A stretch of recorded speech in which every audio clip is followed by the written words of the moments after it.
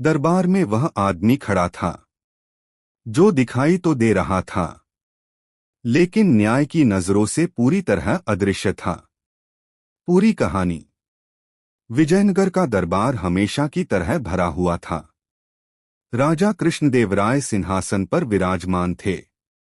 मंत्री, विद्वान और सैनिक सब उपस्थित थे। अचानक द्वार खुला।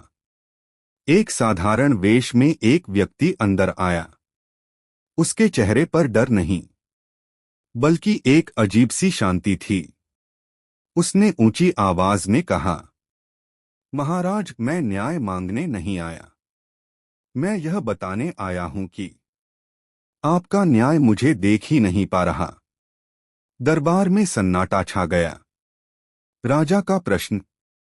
राजा बोले, क्या तुम पागल हो?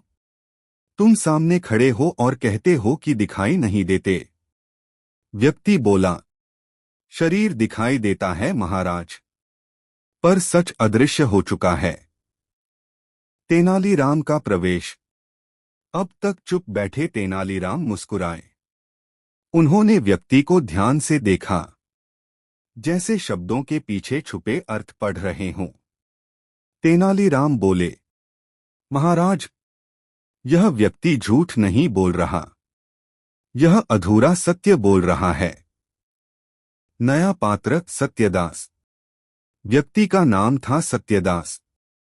वह दरबार का ही एक पुराना कर्मचारी था, जिसे बिना कारण पद से हटा दिया गया था। उसने शिकायत की थी, लेकिन हर बार फाइल किसी न किसी मेज पर गायब हो जाती थी। तेनालीराम की पहली चाल। तेनालीराम ने राजा से कहा, महाराज, आज एक दिन के लिए दरबार में सिर्फ वही बोलेगा जो खुद को दोषी मानता है। राजा चौंक गए, पर अनुमति दे दी। अजीब आदेश। तेनालीराम ने घोषणा की, जो निर्दोष हैं वे आज मौन रहेंगे। पूरा दरबार चुप, लेकिन 3 मंत्री आपस में बेचैनी से देखने लगे। दूसरा परीक्षण। तेनालीराम ने 3 संदूक मंगवाए।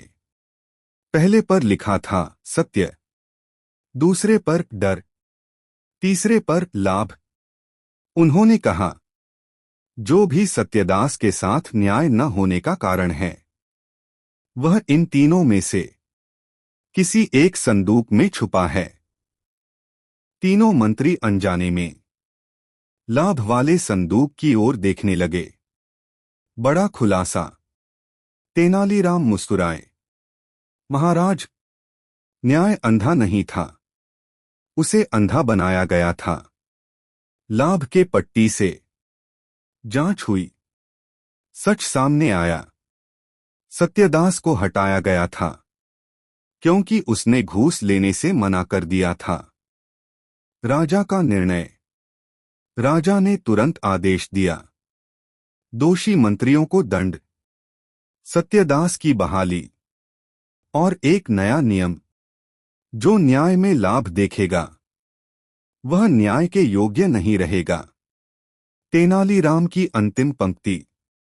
तेनालीराम बोले, महाराज, न्याय को आंखों की नहीं, हिम्मत की जरूरत होती है। दरबार नतमस्तक हो गया। तेनालीराम की सीख।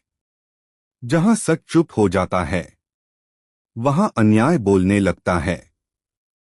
Please like, share and subscribe our YouTube channel.